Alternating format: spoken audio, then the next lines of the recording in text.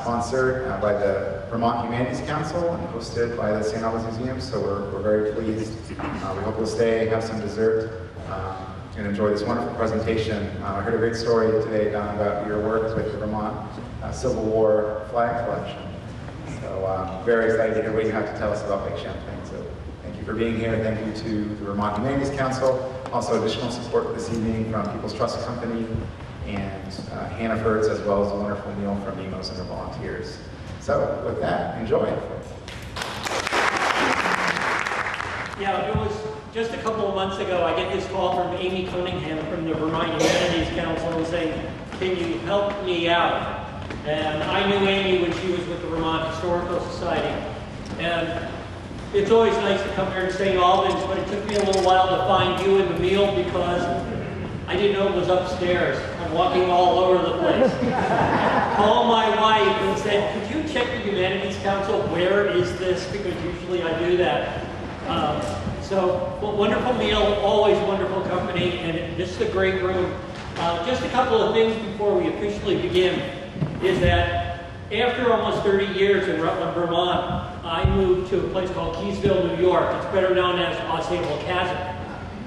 And my wife followed a year later after we were successful in selling our house in 4 days, which totally shocked us. And I came up here to become the director of the Kent Delord House in Plattsburgh. So besides doing my thesis on Mount Independence during the Revolution, now I'm in a house that housed British officers during the Plattsburgh campaign in 1814. So now I have to know about the War of 1812. And then the third generation married a Presbyterian minister who won the Medal of Honor at the Battle of Salem Heights outside Fredericksburg in 1863, and we have his Medal of Honor on display.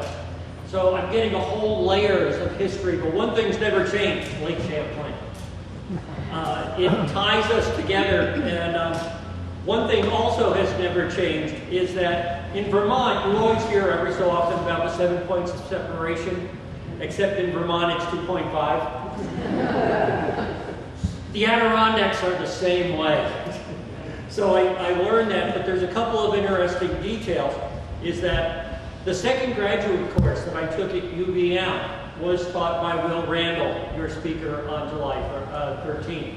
I want to come back over and hear that, and I have a couple of his books on the shelf already, so I know he'll be very entertaining. The first course I took was instructed by John Kruger. And later on, he was my thesis advisor. And I also replaced him at the Kent Delord House when he retired as director. But you just have all these layers. And the last one, because I heard Don Miner's name mentioned, I became a speaker for the Vermont Humanities Council in 1999. And I've already told Amy at the end of this year I'm retiring from it because wherever I go, it's an hour just to get out of the state of New York. Pretty much either take the Champlain Bridge, go up to Rouse's Point to Albert, or to take the Grand Isle Cumberland Head Ferry. So I don't have too many more on the list. Albert wants me, probably in July or August, and I have to share before I start, is that in my years that I've done programs, of which I have to tell you, they require you to audition for the Humanities Council. One of the individuals that was on the audition committee was Don Miner. And he said I really impressed him with my cool because I had 10 slides. And in the middle of slide number 2, the projector died. And I went on for the rest of my 10 minutes without notes, without slides, and ended right when the bell rang. And he said, we were really impressed with your cool. So, Lex, this better not die. Alex, this better not die tonight. Yeah. And it's really going to be fun doing Albert because I've spoken up in Derby Line, Vernon, Pownell, but I've missed the northwest corner. So Albert will resolve that. It's so appropriate for my last year. But I'm going to be talking on the biggest screen I've ever used, by the way. This is awesome. It's like I've never seen it this big. And about a body of water, which is so important. I learned a lot of that through my thesis research. I did work through the Maritime Museum, need I say more. I look at outside my office at the Kent Lord House over Plattsburgh Bay, where on September 11, 1814, the British and American navies fought.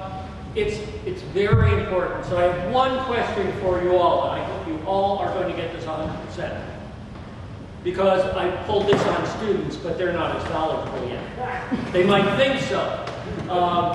But if I'm saying that I am sailing down the lake, what direction am I going? North or south? Who says south? North. All right, okay, you can all go home now.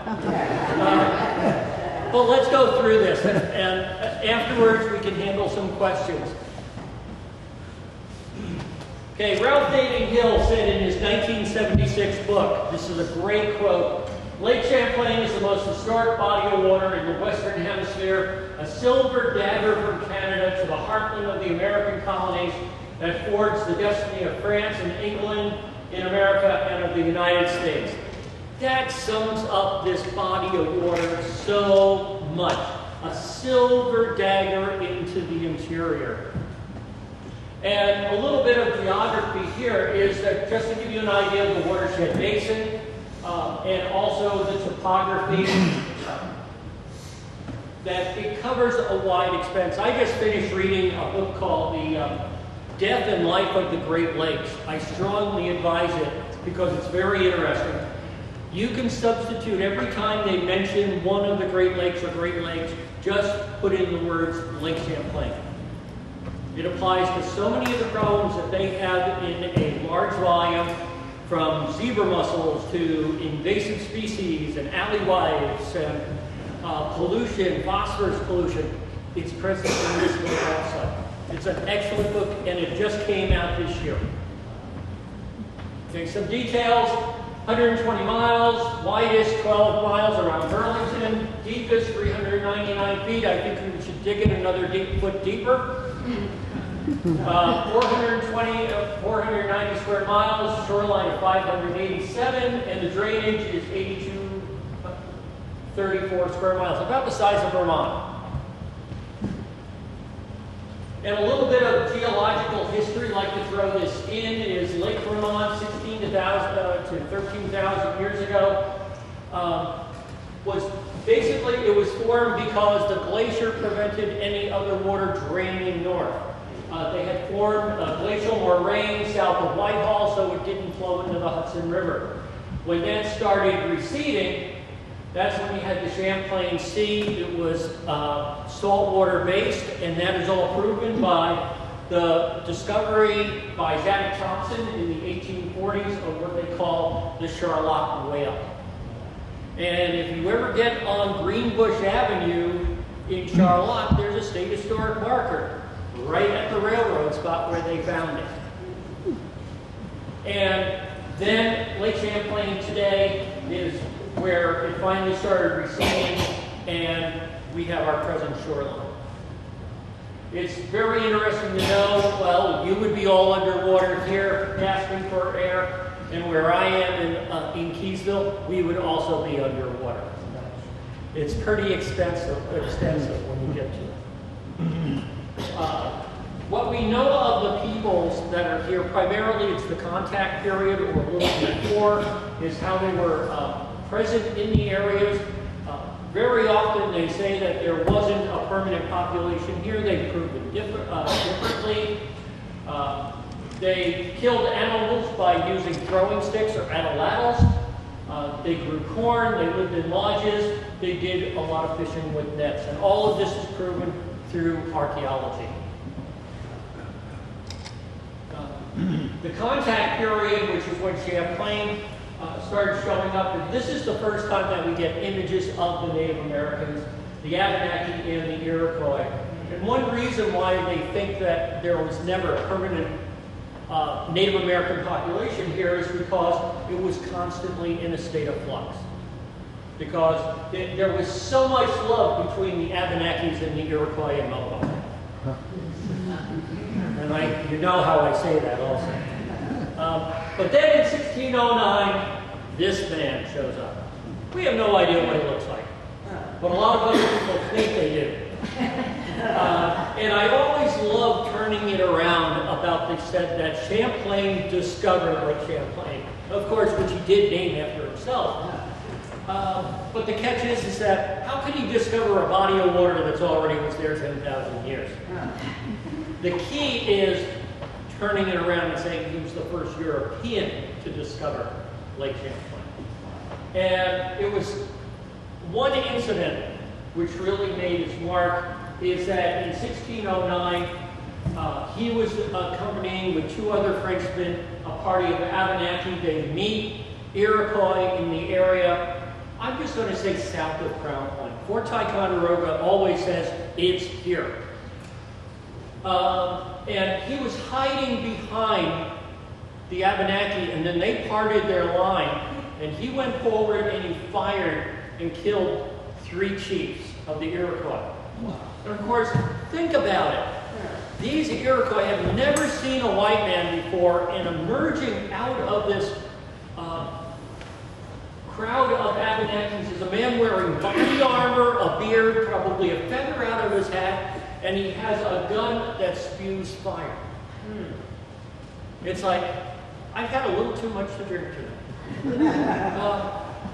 But because of that incident, the Abenaki sided with the French for the longest time, all the way through to the end of the French and Indian War, and the Iroquois vowed that they would not ever support the French. And when the English started migrating into the area, they backed up the English. So you had that long relationship that lasted 150 years because of this one event in July. And I stand corrected on one thing. The image on the left is Champlain drawing himself. That's what he looks like. And of course, the big mystery is that he died in Quebec. They have yet to know where he's buried in Quebec City.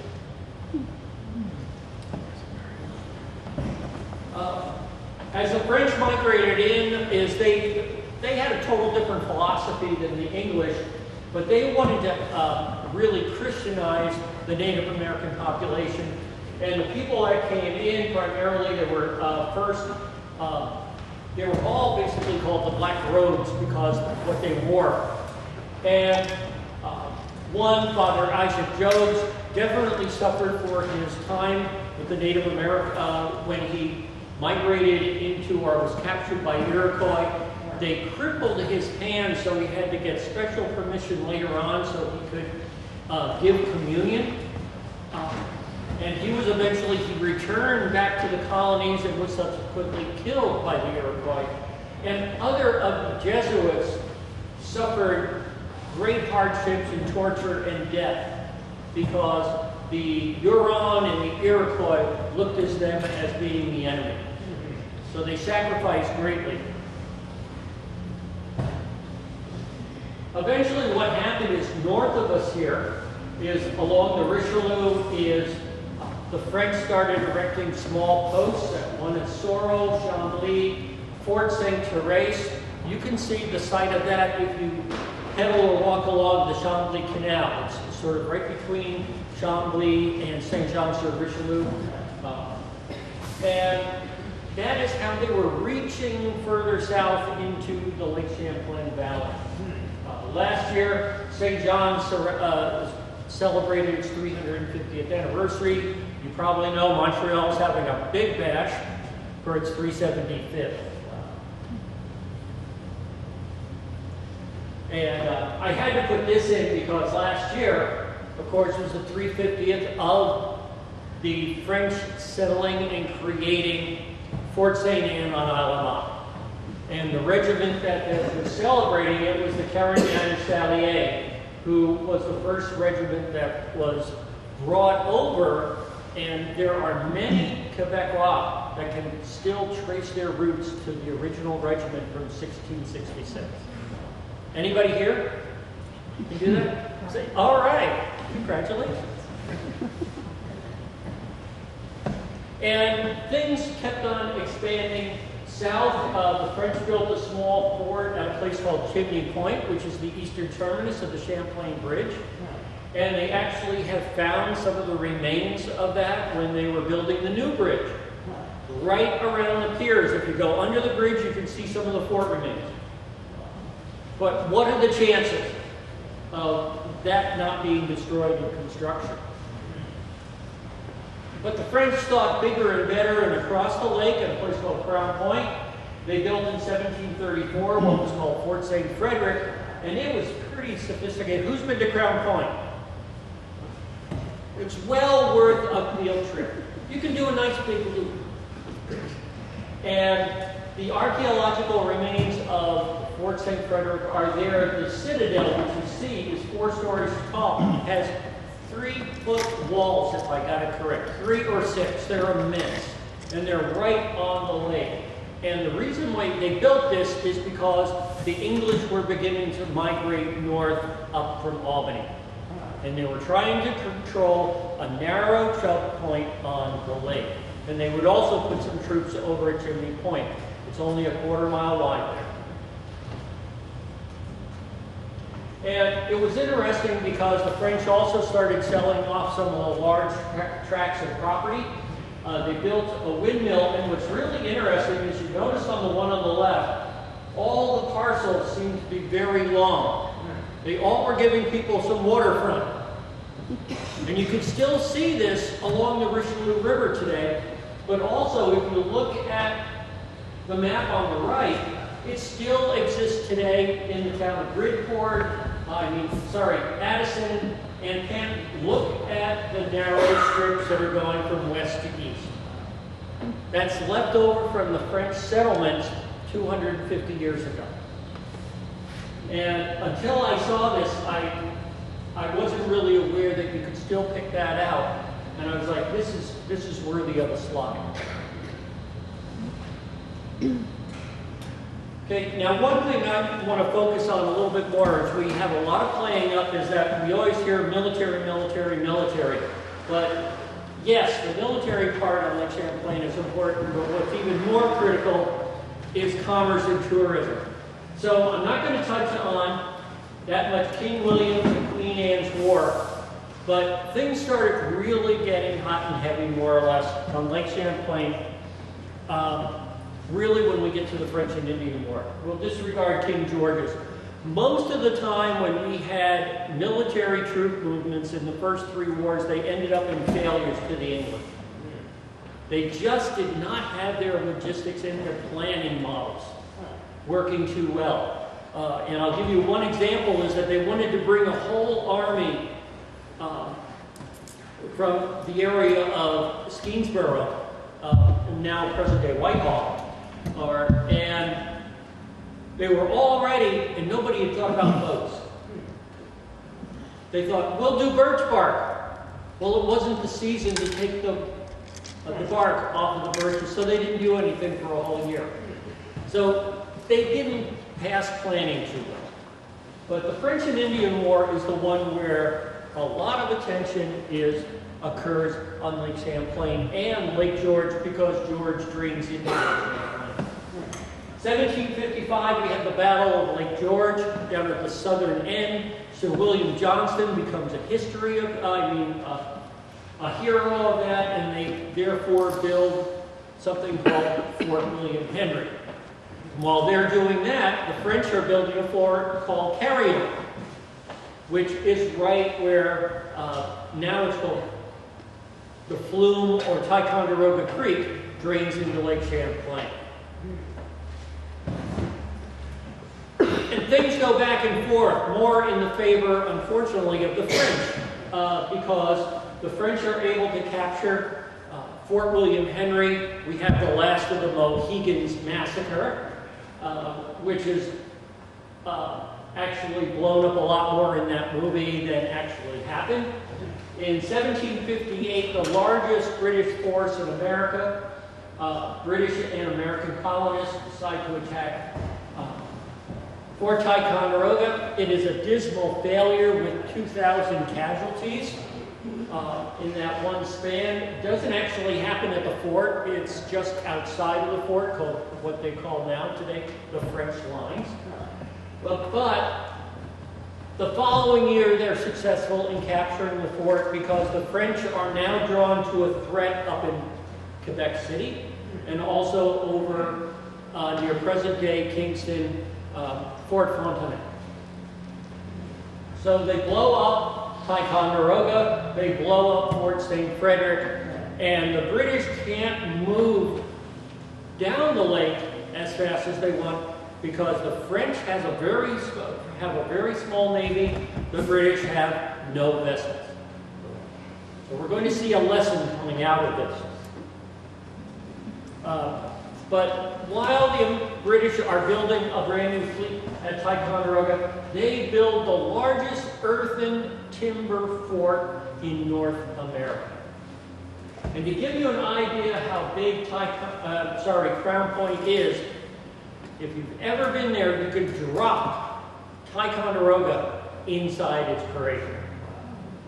It's mammoth. It's a great place to go and visit. There's camping on the other side.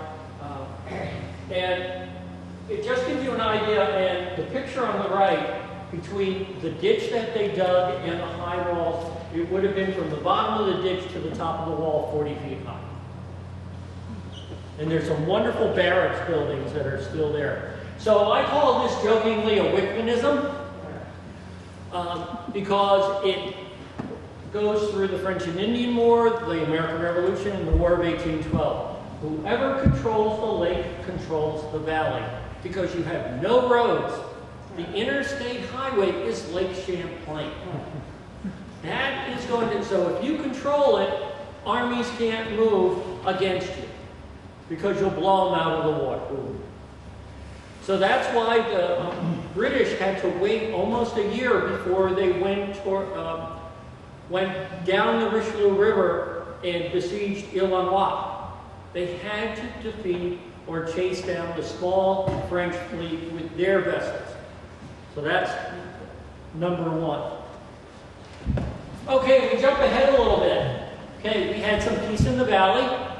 There was actually Americans, colonists that were beginning to settle there because they accessed the lake through the Crown Point Military Road that connected Fort No. 4, Charleston, New Hampshire, with Crown Point. And a lot of the veterans from the French and Indian War had seen how rich the soils were in the valley. But after the fighting breaks out in Lexington and Concord, Ethan Allen and Benedict Arnold spot the fact that Ticonderoga, even though it has a small garrison and is in ill repair, still is part of that silver dagger that Ralph Naden Hill described. It is a thorn in the American colonist side because it's a British post deep in American territory. So the ever egotistical Allen with Arnold successfully captured the garrison at Ticonderoga. And you know we have all these rather glamorized visions of what was the entire incident. And also what he said. We'll keep it clean. But one thing that Arnold did is that while the Green Mountain Boys were celebrating, he took a sloop called the Catherine, which was down in Whitehall, New York, Steamsboro, armed it, called the Liberty. And he sailed down to Fort St. John and captured another vessel called the Enterprise, renamed it the Enterprise, and wrote a note to the Continental Congress saying, "We are masters of the lake." And they were. They had 2 ships, the British had no ships. So remember that axiom. Whoever controls the lake controls the valley. And the Americans decided, rather ambitiously, to see if they could capture Canada and make it the 14th colony. Because they thought that the French, well, they were really ambitious. because they thought that the French, who had surrendered in 1763, would flock to the American cause. So they could again gain control of their land, what was New France. Well, the Americans proceeded down Lake Champlain. They successfully captured St. John, Chambly, Montreal, and headed toward Quebec. Meanwhile, Benedict Arnold, without the help of AAA, took an 1,100-man force up the Kennebec River, over the Heideland, and down the Chaudière to Point Levis, right opposite Quebec. He ended up arriving with 700 men. Some of them had turned around. He had been told originally it was a 180-mile trip. Okay. He also didn't have a GPS, because it ended up being 360 miles, and it took 6 weeks through a wild and howling wilderness. And I really date myself here, because in 1975, I was a student at the University of Maine, and I participated in the 10-day bicentennial event of the March to Quebec. Got to see some of the same territory and try to carry a 400-pound bateau on your shoulder. I think about a half mile did me in.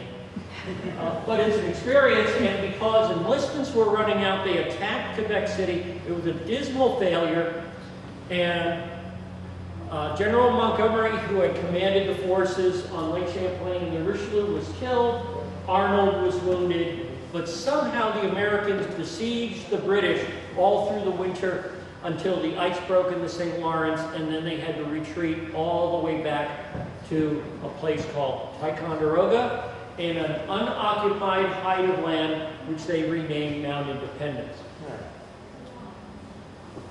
And while they were doing that, we ended up having an arms race. There wasn't a Cold War, but we had an arms race going on. The Americans started, they added a few more vessels and then turned Whitehall into a shipyard and started churning out large vessels. The British understood my axiom. They could not bring their army south until they had a navy in control of the valley. So that's why what started in July, the British could have followed up on the disease-ridden, weak American army, but because the Americans had 4 vessels at that time, British had none, they had to wait until October when they built a fleet. And that's what all is the delay. And probably Will Randall might get on my case a little bit, but I'll just tell him he taught me well, is that at the Battle of Alcor Island, that only lasted 3 days. And it was very critical. The Americans were able to escape. But the real delay wasn't the Battle of Alcor Island. It was the 3 months it took for the British to build the fleet. So that's what I'd like to have you leave tonight learning about, is that I greatly admire Benedict Arnold until through the Battle of Saratoga. After that, my allegiance turns, as his did. He would be considered one of the best historical figures if he did not survive Saratoga. Because he would have been a hero and not a goat. But still, October 11th, the Americans lose 2 vessels, the Royal Savage and the gunboat Philadelphia. And of course, the gunboat Philadelphia, its namesake is at the Maritime Museum. The original is in the Museum of American History at the Smithsonian. And there's a lot of press now about getting the Spitfire off the bottom because of quagga mussels. So it's always been alive. But the Americans were able to escape that night under darkness, but the British caught up to them the next day, and out of 13 American vessels, only 4 escaped back to Ticonderoga. But because of the lateness of the season, the British could not waste time attacking Independence and Ticonderoga and then continue on to Albany. So their choice was head back up to the Canadian line, overwinter up there. It's all because of that 3-month delay. The following year, they tried again. They started a little earlier. John Burgoyne had strong forces. The Americans were under strength, and they were successful in forcing the Americans to evacuate out of those two forts. They had a bloody engagement at Hubbardton, the only battle fought in Vermont, and also destroyed most of the remnants of the American fleet in Whitehall. And it's interesting how things turn up, is that when they were deepening the channel and the locks for the Champlain Canal in 1904, they actually discovered cannon from some of the American fleet on the bottom. And if you go to the Maritime Museum, they have the bow, the prow piece of the New York, the only surviving gunboat from Valcour Island. And it's somebody just simply picked it up and put it in their barn. So the history was right there under the water. Burgoyne starts off successful, but then things turn very much against him. He loses significantly at the Battle of Bennington, then at Freeman's Farm, and the Battle of Saratoga, and he's forced to surrender on October 17, 1777 at Saratoga. Little bit of detail. When I was doing research, I ended up doing my thesis on the American occupation because it just became too much of a monster. I had to stop somewhere. But later on, I did the British. And it was interesting, there's a little detail in one of the German diaries saying that October 17th, the flag fell down inside the picket fort. We look at it as a bad omen. Same day that Burgoyne was turning over his sword. I was like, that's so cool. That's one of the Twilight Zone moments. But after that, there's just primarily minor skirmishes going on in the Champlain Valley because the British had total control of Lake Champlain. They could go up and down at their heart's content. And when the war finally ends, that gives you peace in the valley, and there's many people that come back into the area. And again, it's Continental Army, militia soldiers that saw the rich valley. And they start taking care of the wonderful resources. They burn their logs, producing potash, which is barreled up and sent over to England to work with the wool industry. They float huge logs, rafts, down into Canada because there's a height of lands in the south. So the easiest way is to go to Canada. One is 10 acres in size. But it's only a little glimpse of peace, because in 1812, war breaks out again. We have, again, an arms race going on. The Americans first have the superiority, then the British, then the Americans again. And the British are delayed to attack Plattsburgh because they're waiting on their 37-gun confines to be completed.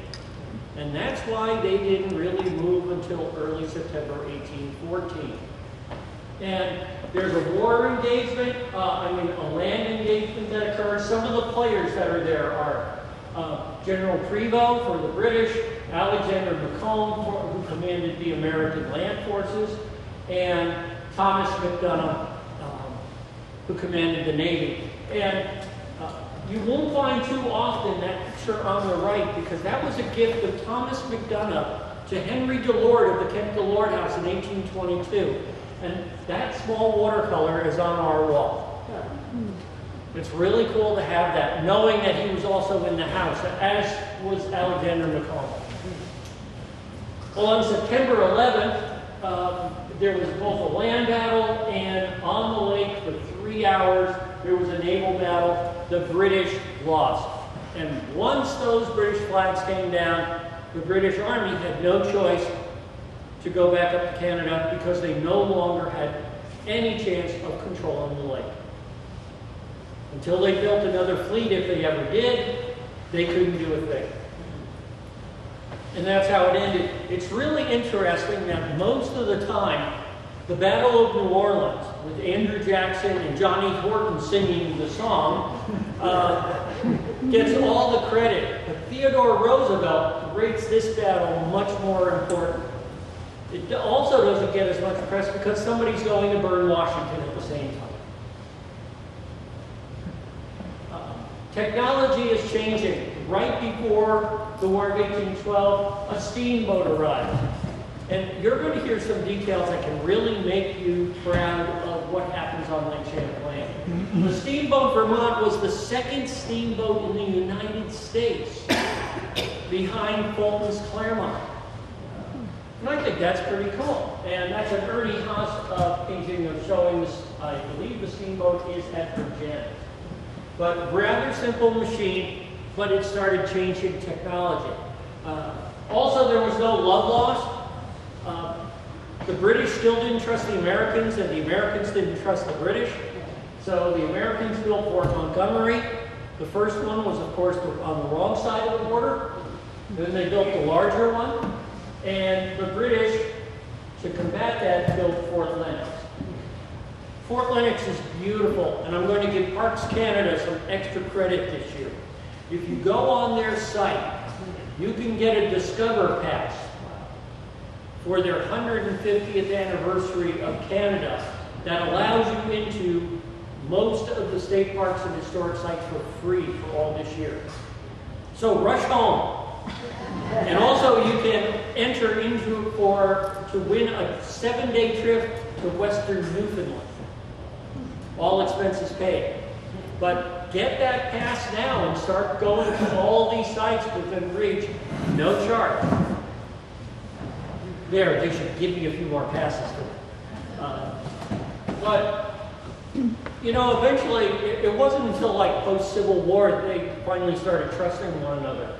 But one thing did occur, and the idea of this that started back in the 1790s is all of the American trade in New York and Vermont was going into Canada.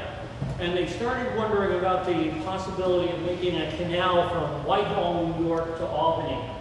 And it successfully opened in 1819. And at that time, I like mentioning the point, is that you heard a giant sucking sound come out of Canada, because that was the trade that now went to New York. It was one of the 10 most transformative events in the state of Vermont history. And you look at different points. I know by living down in Rutland, if you go to Larrabee's Point, Shipman's Point, you go to Essex, New York, warehouses all have dates on them of 1820 or so. Because now all of a sudden you had visible ports. Boats were loading up and going south to New York. I'm not sure about what was happening on Macomb Bay at that time. So I'm pleading ignorance there. And you saw a transformation there at that time, especially in one other technology. In 1823, the Gleaner is the first boat that comes on Lake Champlain that is sort of a hybrid. You can lower the mast, raise up the keel, and now it's a canal boat. You take it into the broad lake, it's a sailing canal boat. Because there's no way along the shoreline you can pull a canal boat with a pair of mules or horses. So this is wonderful technology that is brought into Lake Champlain very quickly. And if I was Art Cullen, he would say right now, or other people from the Maritime Museum, you can tell that they weren't totally seaworthy because there's a lot of them on the bottom. And there was a transformation here. Whitehall was a booming community. You had it's like interstate interchanges. You had a cluster of activity going around with the locks. It was a family affair. During the winter, you'd have whole colonies of canal boats that would stay in through the ice. Different harbors featured rolling out canal boats. And I like the picture on the right. It was a family affair, literally. You had kids that were raised on canal boats. It took a few years, but Canada kept on hearing that sucking sound. And they finally said, maybe we need to build a canal to pass by the rapids from St. John to Chambly. It took 12 years to complete it. And that canal hasn't gone through so many of the transformations as the Champlain and Erie. And it's a wonderful bike ride or a walk along the towpath if you get a chance. And it's still very much active, all primarily for recreational boats. And it's not as long, it's only about 10 miles in length. And there's, right at the end, dropping into Chambly, there's like 5 walks in a row. Because of that canal, all of a sudden, materials, natural materials, were coming in from the Ottawa River Valley. That scene on the left is Burlington. The 3rd largest lumber port in the United States in 1873. And you can just get an idea. Look at that sailing canal boat at the bottom. Now you know why they might have ended up in the water. They were carrying huge amounts of lumber that was coming out of Canada to be brought down, cut into finished lumber, and then getting shipped out. I couldn't believe that figure when I first heard it. You had to cross the lake one way or another. These are 2 up on top are the sail ferries, and then you had the innovative horse ferries, where you actually had 1 and 2 horsepower boats, and there's one of those which is lying on the bottom of Burlington Bay. That was played up by National Geographic as being one of the kind for our body of water.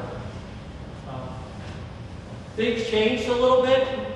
Technology, boats got bigger, boats got faster, but they weren't lost without accident. The one on top is the Oaks Aim. It was a railroad car carrier. They decided to change the name, which is never good in the world of boats, to the Champlain. And on the night of July 16, 1875, it actually went on the rocks. The Champlain Transportation Company just salvaged the engines and allowed the townspeople of Essex, New York to salvage the rest. If you go to Essex, New York, the bell in the Episcopal Church is the bell of the Champlain. There's a house there, because I only live 20 miles from Essex.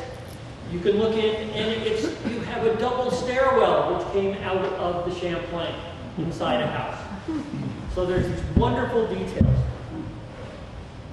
The fellow that was actually piloting was it turned out later on, he was under the influence of laudanum, proving that you don't do drugs and drive. And in a point, there were some times that the railroad that was beginning to reach up into Lake Champlain and steamboats work together. This view is taken from near Mount Defiance, south of Ticonderoga, and it shows that the railroad would come up to Ticonderoga, turn around, but it met the steamboats out in the middle of the lake. And then you'd head all the way up to Plattsburgh and Burlington. But finally, in 1875, the railroad opened. They still kept the maintained docks at Ticonderoga. That little spit of land is still there, right opposite the old Fort Inn on 22. And that area is called Red Rocks along Millsboro Bay. Drops about 100 feet into the lake.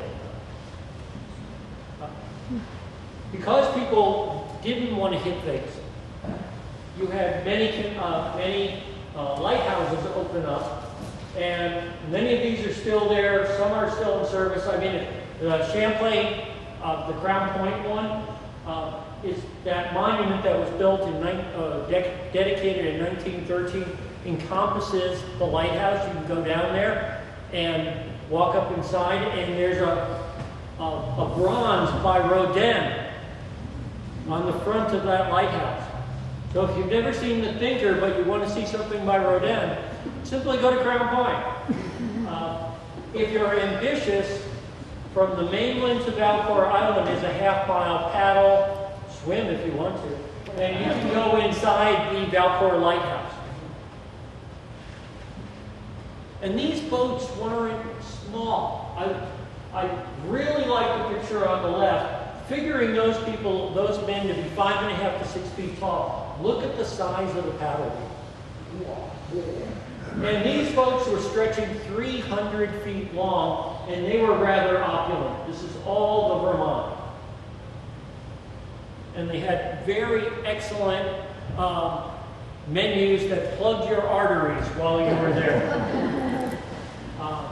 And I have to put this in, this is my Adirondack influence already, is that because there was more farming going on the Vermont side of Lake Champlain, is the steamboats and the railroad opened up tourist businesses, and people rushed to the Adirondacks for the healthy conditions. Bottom right is Osceola Chasm.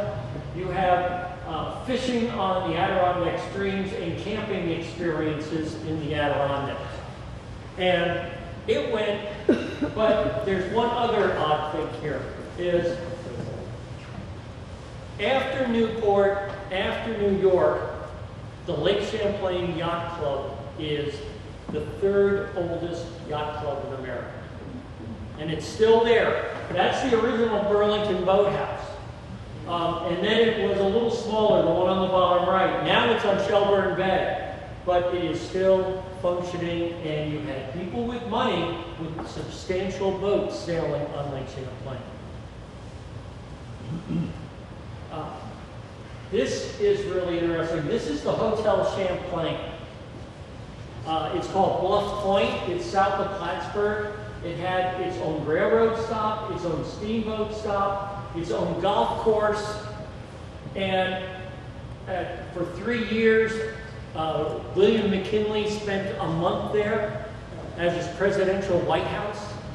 And it burned in 1910, and the one in the middle right was subsequently built on its location. It is now Clinton Community College. I urge anybody that's on that side of the lake, go up to there. You'll get blown away by the vista from on top. Of Crab Island, of Valcour Island, it's beautiful there. And the Bluff Point golf course is still functioning. But what you had is that was more for the people with the money. For the middle class, they'd go to a little community like Port Kent, New York, which connected with Burlington now with the ferry. You had hotels on the shore, you had them up above, and people would stay for a month or the entire summer in Port Kent. And it's one of my favorite pictures because they love the beaches, is you had this wonderful bathing beauty on there. And of course, what does it say? Has the finest bathing beach on Lake Champlain. And this changed a little bit more because people would stay that length of time because they only got around primarily by rail and boat. But then all of a sudden something called the car made it faster. You had strip hotels building like on Route 7 or over in New York, Route 9. People stopped going to the lake to stay because it wasn't as convenient. Then in 1929, they built the Champlain Bridge. And you might always wonder why it was built so tall. The reason is right underneath it. It had to allow for the stack of the steamboats that were still plying the water. What a grand affair. And I just learned last Saturday some interesting detail about Lake Champlain. The United States' longest freshwater beach is on Lake Champlain. Any guesses?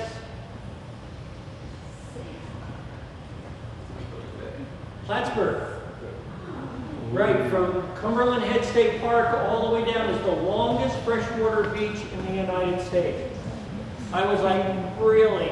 And they don't market it. But, you know, you had things running down. You had, people did not appreciate the waterfront. And it became like garbage dumps. The Chateauguay, which was a big car ferry, actually was sold off. And if you go to Lake Winnipesaukee, It's the Mount Washington. It's still on the lake. They lengthened it by 20 feet, and the Chateauguay, now the Mount Washington is still steaming. But that left one steamboat around. And of course it was the Ticonderoga, and the biggest achievement here was moving it from the water all the way to the present site in the Shelburne Museum, and doing it during the winter on double rails. And the one on the left, I really like that, where a Rutland Railroad train had to wait for the boat to go by. But they achieved it. There were some little hairy moments because there was a thaw, and they were thinking that they wouldn't be able to finish it. But now you can go, and it underwent its centennial back in 1906. They did a phenomenal job on the inside. And tourism still thrives out there, but and up to 1996, the only commercial venture going on besides the ferry were the barges, the oil barges, taking aviation fuel to Plattsburgh Air Force Base. And once that closed down, it ended that part. So the only commercial venture we have is how I came over the lake today from Cumberland Head, the ferry boat. And now we are strictly, there's no wars on the lake, there's no commercialism of any extent, it's fun time on Lake Champlain. So you have a lot of conversion, and this is a really good one. My wife and I did this a couple of years ago, is the old Rutland Railroad causeway that connects South Hero with Colchester Point. They converted it to a wonderful rail trail and connected it with a bike ferry that travels over the 200-yard gap. Some wonderful views in that time. You can just imagine these trains. And what's more extraordinary is they built that thing in 18 months back in the 1800s. 18 months. And you have the boating out there, you have people kayaking, sailing, and also doing a little bit of parasailing. They do that off Sable Point. I see that when I drive home. I can see those people bouncing around out there. And if you look in the background of the upper right photo, that's Valcour Lighthouse up there. This is a marina in Peru, New York. We're still not without problems, though. We have problems that are from also, just as apparent from the Great Lakes. The Basin Program helps out on a lot of these. We have zebra mussels, quagga mussels. You can see the extent of what zebra mussels like their hard surfaces to settle on with the shopping cart. You have the green algae. You have Eurasian milfoil. You're always going to continue to be aware of this. And once more we pop up is now the oil trains that are coming along. I don't think it affects you here. I have the tracks go by a quarter mile from the museum I direct. So you get these going right on by the river, one a day, all the way to Albany. So in our history, we've gone through some ups and downs, and we really have to be aware of not letting these problems continue because that lake is so important to us. So I want to give you the words of the Reverend William Henry Harrison Murray in 1890. We live within doors too much to be happy. Get out, enjoy it, be like those dancing bears. And by the way, that's not a modern print, that's from 1870. And enjoy one of the best resources we have, America's Sixth Great Lake. Thank you very much.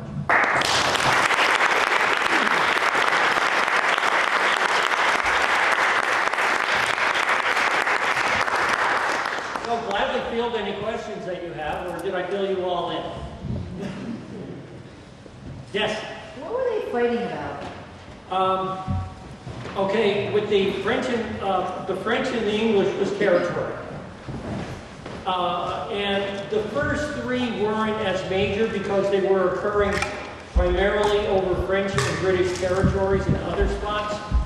But the French and Indian War actually started in the colonies. And then as one author wrote, became the First World War. And it was because they were just power hungry. And it was one reason why, we could probably say, because the French lost the French and Indian War, when they supported us in the American Revolution, it was to be on the winning side. And get back at the British and possibly gain some of the territory they lost in 1763. Power hungry. Right. Other questions? Yes, sir.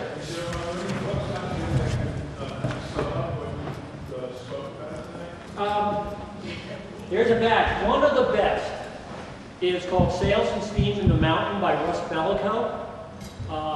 He actually did this probably about 20 odd years ago. It's a wonderful history about the military, really about the military and then the commercialism on Lake Champlain. And Russ was a professor who retired now at Westfield State, but he was also a diver. And after he does like the American Revolution, he does a chapter on what has been found archaeologically. And he will include also Lake George into that. That is an amazing book. The Maritime Museum has just released a brand new book about the gunboats. I just saw a copy of it. Only 2 weeks ago, Art Cohn spoke over in Plattsburgh, and I was shown a copy after. So it talks about the American Revolution. I would start with Bellico. And also, as a good general history, Ralph Manning Hill's Key to Liberty, 1976. And it's never gone out of print. And I make a bet if you walk to this library, you'd be able to find it without any problem. It's a good book, and it's filled with visuals also. Yes? My husband, he was in the Army for 22 years. We went down to, we had a 23-foot boat, and we went from Saint Albans Bay down Lake Champlain, the Hudson River, the Inlet Waterway, through New York Harbor, right in front of the Statue of Liberty, and to Atlantic City. We did that twice. It was a wonderful, fantastic trip. Yeah. We actually stayed outside the fort one night, and they played five and drums all night. And he said, "Oh my God, I thought I should be standing at attention." I have to share that we went kayaking with friends of ours, and they didn't know this was happening, but we started paddling at Larrabee's Point. We're going around Ty, and I knew that they were having fife and drums there. So here we are paddling up Ticonderoga Creek, and you get to hear those wafting over through the air. And it was like, that's really cool. Right. And the one problem that I didn't mention is that the reason why we have some of these problems, like the zebra mussels, is because we're the ones that created the canals so the boats could carry in those little hitchhikers. And they would come in their larva stage. Fishermen didn't know that they had them in their minnow buckets, and they tossed them out. And there were no natural defenses in the lake to take care of it. So what we did by creating those beautiful canals opened up a lot of problems. And the other one that also was created was bringing in the lampreys, which pretty well decimated most of the lake trout population. So it's always interesting, beware. And again, if you want to read a good book, that Death and Life of the Great Lakes is unbelievable. As big as they are, they said one where is that if you put all the water of the Great Lakes would cover North, South, Central America with 1 foot of water. That's a lot of fresh water. Any others? Then you're free to go for the rest of the dessert. Thank you for your time.